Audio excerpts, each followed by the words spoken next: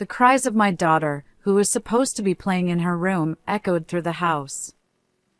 I rushed into the large hall where our relatives had gathered, and for a moment I doubted my own eyes. Surrounded by drunken relatives, my mother-in-law was on top of my sobbing daughter, holding something in her hand. "What are you doing?" I desperately pulled my mother-in-law away from my daughter.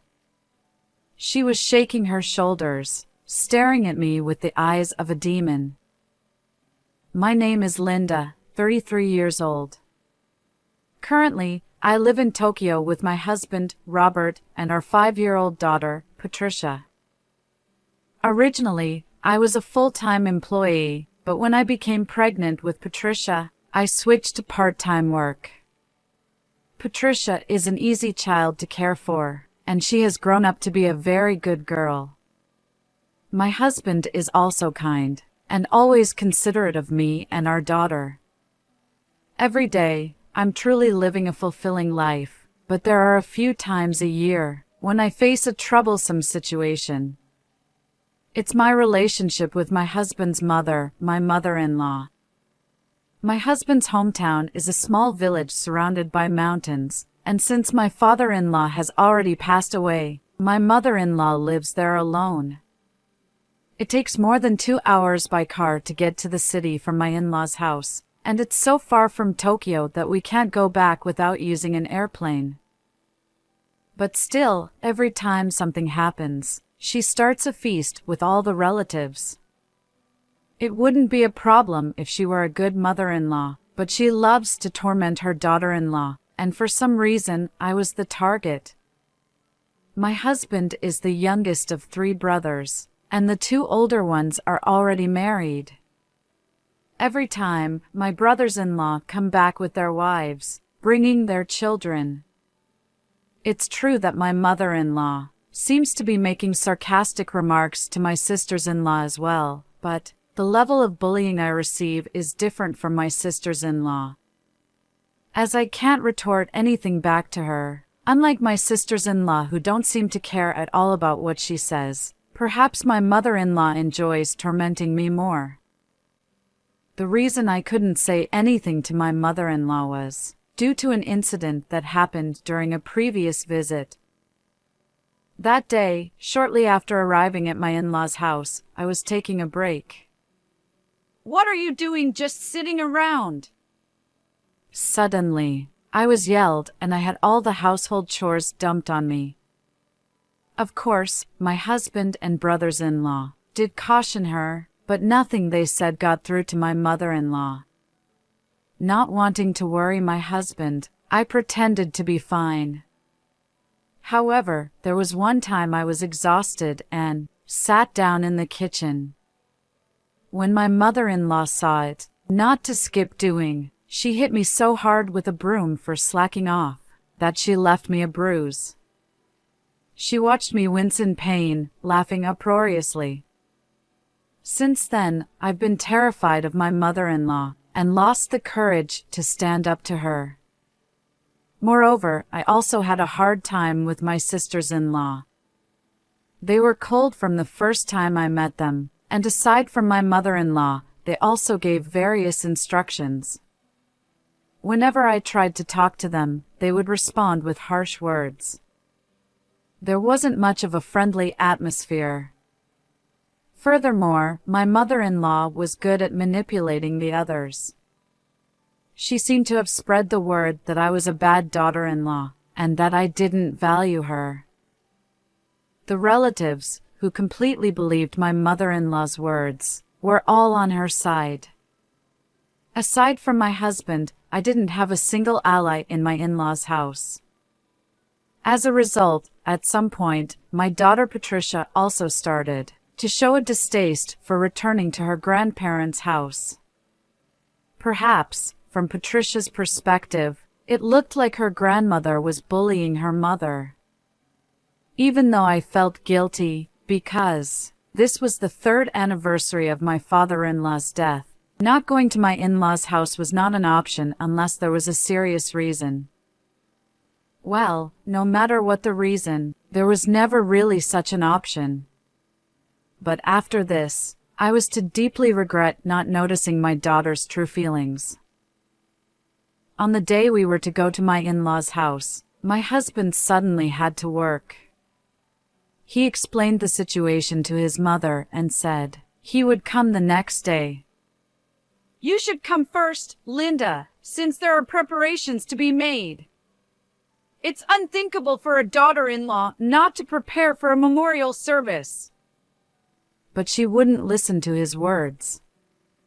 I knew what my mother-in-law was up to, but once she's made up her mind, she absolutely won't change her opinion. So, reluctantly, Patricia and I had to go to my in-laws' house first. The journey there was terribly depressing. Robert said he would come as soon as he finished work, but from my perspective, going to my in-laws' house without an ally felt like going into enemy territory without a weapon. Patricia seemed somewhat downhearted, too. I tried to act cheerfully so as not to worry her. We took the first flight in the morning and arrived at my in-laws' house after noon. While thinking about how far away it still was, I opened the front door of my in-laws' house. As if she had been waiting for me, my mother-in-law came up to me. You're late. What have you been doing? I was sure I had told her our arrival time in advance, but my mother-in-law pretended she hadn't heard. I had no choice but to apologize. She snorted and handed me a piece of paper. Here, these are the ingredients for tonight's dinner. Go buy them immediately. The memo was densely filled. All this, just by myself? Then my mother-in-law started saying it was only natural that I should go since my sisters-in-law hadn't arrived yet. I'll look after Patricia, so you hurry up and go. She was trying to force me out of the house. When I called out to Patricia, who was playing happily with the cousins, she looked sad. However, dragging a 5-year-old around would be too much. Playing with them would probably distract Patricia. I told Patricia that I would be back soon. I borrowed a car from a relative and rushed off to shop. From the in-laws' house to the supermarket in the city, no matter how hard I try by car, it takes at least 30 minutes one way. Having finished all the shopping, I returned to the in-laws' house just before the evening. Everyone has already gathered, so hurry up and start preparing dinner. Towards my exhausted self, the mother-in-law grumbled about me being late and didn't give me a moment to rest. Even when I handed her the receipt from the shopping, she said, "What kind of wife begs for money from her mother-in-law?" She crumpled the receipt into a ball and tossed it at me, grumbling as she retreated into a room at the back. I didn't have the luxury to carelessly spend an amount exceeding tens of thousands, but as I stared at the receipt, I couldn't help but sigh heavily. Putting the matter of money aside, I unloaded the groceries from the car and started preparing dinner. Throughout my cooking, the mother-in-law found ways to nitpick at everything. While I wished for her assistance, I nonetheless quickly prepared enough dishes for everyone, where relatives were already drinking and getting merry, and began placing them on the table. Suddenly, I thought about Patricia and peeked into the room. She was in the corner of the room, seemingly enjoying herself playing with the kids of the relatives. Relieved at the sight, I continued to work without a break. An hour or so later, while I was preparing the drinks in the kitchen, I heard Patricia's crying voice from the room. Startled by the sound, I rushed into the gathering room, only saw my mother-in-law holding down Patricia. She was trying to write something on her face with a crayon that the kids had. It seemed like my brothers-in-law were trying to stop her, but the other relatives were just laughing and instigating my mother-in-law. At the bizarre sight, I was initially taken aback, but quickly coming back to myself, I forcefully pulled my mother-in-law away from Patricia. In doing so, my mother-in-law fell on her butt. What are you doing? Her angry shouts echoed throughout the room. It's you who? What were you doing to Patricia? Just trying to make her cute because she's as ugly as her mother. A strong smell of alcohol emanated from my mother-in-law.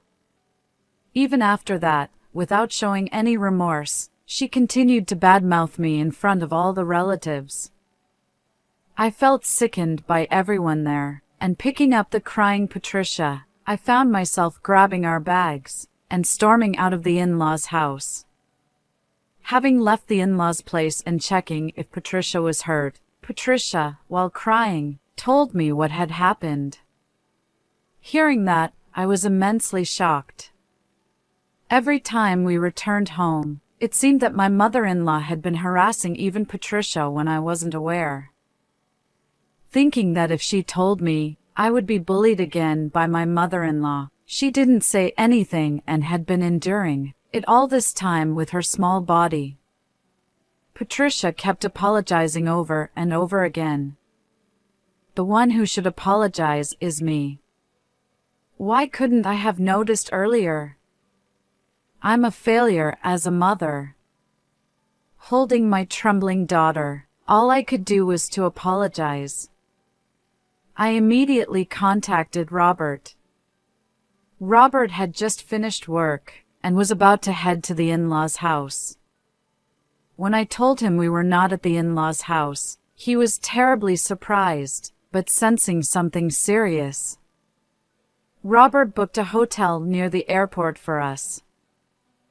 A few hours later, I met up with Robert, who was already waiting in the hotel lobby. As we entered the room, Patricia seemed relieved and fell asleep immediately. Finally able to relax, I slowly took my time to tell Robert about what my mother-in-law had done to me and what happened today.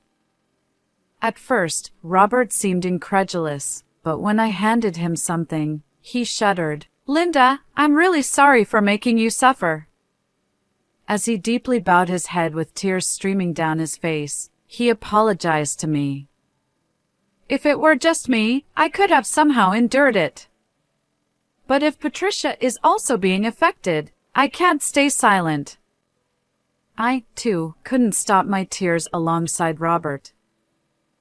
The regret of not noticing what was happening to Patricia felt like it was crushing me. Robert understood how I was feeling. Let's cut ties with my mother. When my precious daughter is being treated so terribly, I can't stand by silently. Robert's sentiment brought me relief. He was choosing us over his biological mother. Cutting ties with my mother-in-law was, above all, my foremost wish. Additionally, if we kept sweeping things under the rug, it would likely have a negative impact on Patricia. However, simply cutting ties didn't seem enough to settle my feelings. Sensing this, Robert suggested, "Let's contact your father," and began to make a call to my dad. Indeed, turning to my father might be the most effective solution. In this way, to sever ties with my mother-in-law, we started preparations. A few days later, our doorbell rang, followed by the sound of vigorous knocking on the door. I knew who it was.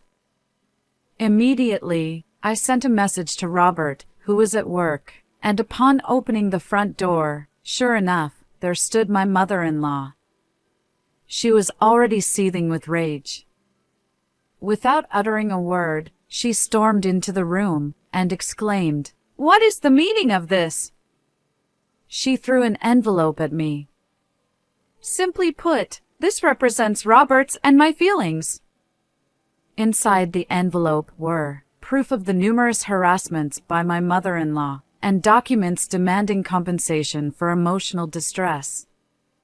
Truth be told, I had been secretly recording every interaction with my mother-in-law, hoping it might come in handy by concealing a voice recorder in my clothing. The reason I possessed a voice recorder was due to my father's influence. My father, being a lawyer, always advised me to secure evidence in case anything happened. This time, my father's advice paid off, and I was able to secure solid evidence of my mother-in-law's harassment. Robert also understood the situation when he heard this. Furthermore, my parents, who value their grandchild above all else, would not tolerate my mother-in-law who had harassed even their grandchild, and swiftly took action.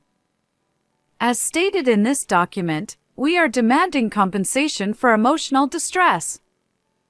The compensation amount was $20,000. Compared to the market value, it felt a bit high. But my father explained that it included Patricia's portion and assured me it wasn't excessive, which I agreed with. However, my mother-in-law protested. Why should I have to pay compensation? You and your child are trying to frame me, but I won't let that happen. She claimed she'd done nothing wrong, and it was the mother-in-law's duty to educate the daughter-in-law. She was incessantly hurling abuses. Finally, she told not to think we'd get away with this, and our relatives wouldn't stay silent, she warned us. You're welcome to do as you please. After all, we're cutting ties with you, so it doesn't matter anymore. Upon hearing my response, my mother-in-law froze momentarily. But soon, unable to suppress her anger, she started to throw things at me. As I was calmly thinking how glad I was to have left Patricia with my parents, Robert entered and shouted, Mom, stop! What are you doing? Hearing his voice, my mother-in-law turned around and visibly shuddered. It was understandable since her son, whom she thought wasn't there, was standing right before her. Since he was relatively close to home, after Robert had seen my message, he explained the situation to his workplace and immediately rushed back. His face was flushed with anger. Seeing her son's state, my mother-in-law tried to deny her actions and make excuses, but there was no way Robert would accept such excuses now. I already know everything that Mother has done till now. I won't forgive anyone who hurts my family, not even my mother. After today, I'm cutting ties with you as parent and child. It was probably the first time my mother-in-law saw her son raising his voice and being so angry. Initially, she was taken aback, but she didn't stay silent at his proclamation of severing ties. What are you saying on your own accord? Everyone won't stay silent if you do such a thing. Your brothers are all on my side. Apparently, my mother-in-law thought we would give in if she said that. Then she started to yell at me, accusing me of brainwashing her son and demanding I apologize. As I was looking at her in a composed manner, "We are also cutting ties with you," one of the brothers said. When my mother-in-law turned at his words, she saw Robert's brothers and sister-in-law standing there. Upon hearing the eldest brother's words, my mother-in-law was stunned. Actually, his brothers had found her behavior suspicious recently and came to our home specifically to ask about the situation. I played the voice recorder for them too. While they were fuming after listening to it, my mother-in-law arrived whether that was good timing or not. No! Everything this time was a setup. They hate me. That's why they're trying to make me the villain. My mother-in-law dramatically shed tears, tried desperately to explain to the brothers, and attempted to persuade the sisters-in-law to support her. But the sisters-in-law sneered, saying it was futile. At their words, my mother-in-law turned pale. the sisters-in-law were completely on my side. After I left my mother-in-law's house that day, and was wondering how to cover the distance of over 2 hours by car to the city with the airport, the eldest brother's wife, my sister-in-law, came to me. At first, I thought I was going to be brought back to the in-laws' house, but she apologized for not being able to stop my mother-in-law. When I told her about my interaction with Robert, she secretly drove me to the city. On the way, my sister-in-law started to talk about. She told me about the things she had been through with my mother-in-law. Before I married into the family, the sisters-in-law also seemed to have been subjected to similar treatment, although not to the extent I had. They wanted to help me somehow, and tried to talk to me, but my mother-in-law was always vigilant, and they couldn't approach me. Apparently, they did warn my mother-in-law once, but after that, she came down even harder on me, and they couldn't say anything or consult their brothers about it. However, this time, as a mother herself, she couldn't forgive, and decided to talk to her brothers. Knowing the sister-in-law's intentions of trying desperately to protect me from my mother-in-law, I was so grateful that I couldn't stop my tears. And thanks to my sister-in-law, the brothers also took action. Everyone believed my words and cooperated with me. No one was on my mother-in-law's side anymore. I've done nothing wrong. Against my mother-in-law, who wouldn't admit her fault even at this point, the elder brother-in-law yelled at her, saying to stop messing around. He was the spitting image of their deceased father. Perhaps she saw him as their father. After being yelled at, my mother-in-law sobbed like a child, and finally she prostrated before me, pleading for forgiveness. But I was not going to forgive her no matter what. When I told her it was impossible, "If you don't forgive me, I'll be cut off from my sons. Are you planning to take my precious sons away from me?" she flared up again. Hearing those words, the anger I had been holding back surged. "What about hurting my precious daughter? As a mother, you understand how I feel, don't you?" As I lashed out, Robert was desperately trying to stop me. It seemed he thought I was going to jump at my mother-in-law if he didn't. When Robert told my mother-in-law to give up, she staggered and collapsed on the spot. Even seeing my mother-in-law in that state, I felt nothing. If it were just me, I couldn't possibly forgive someone who had hurt my daughter as well. The brothers-in-law, utterly exasperated, tried to take the mother-in-law home. To the mother-in-law, who seemed to be willing to follow quietly, "I have sent the documents prepared this time to all relatives as well. Even so, I hope you still have some allies." I conveyed this with a smile. The mother-in-law widened her eyes and looked at me. Then she let out a weird scream and started causing a fuss again. It must have been her last resistance, but the brothers-in-law dragged her out and took her home. After this, I never met my mother-in-law again. Then, along with the brothers-in-law, we formally cut ties with the mother-in-law. Relatives who knew the true nature of the mother-in-law also seemed to keep their distance. That being said, I have no intention of forgiving relatives who laughed at the mother-in-law's actions toward my daughter. Her bullying of me became known to those around her, and she seems to have become completely isolated now. For the mother-in-law, having grown up in a small village, with no acquaintances elsewhere, it must be uncomfortable and lonely. Before we cut ties, my sister-in-law told me the reason she had been bullying me. I looked just like her first love's girlfriend, and it made her angry to remember it. It was a childish reason. Thinking that Patricia and I had been manipulated by such selfish emotions all this time, I felt more foolish than angry.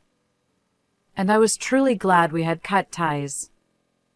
Through the brothers-in-law, we made sure to get compensation from the mother-in-law, and we moved quietly. The brothers-in-law are also planning to move in preparation for the mother-in-law's onslaught. Since then, we have maintained a good relationship with the brothers-in-law's families. We gather a few times a year to catch up with each other. I realized that the sisters-in-law, who I thought were cold, are actually kind people, and now they are good confidants. And seeing Patricia laughing happily with her cousins is a relief. No matter what happens from now on, I vowed to myself to protect my daughter.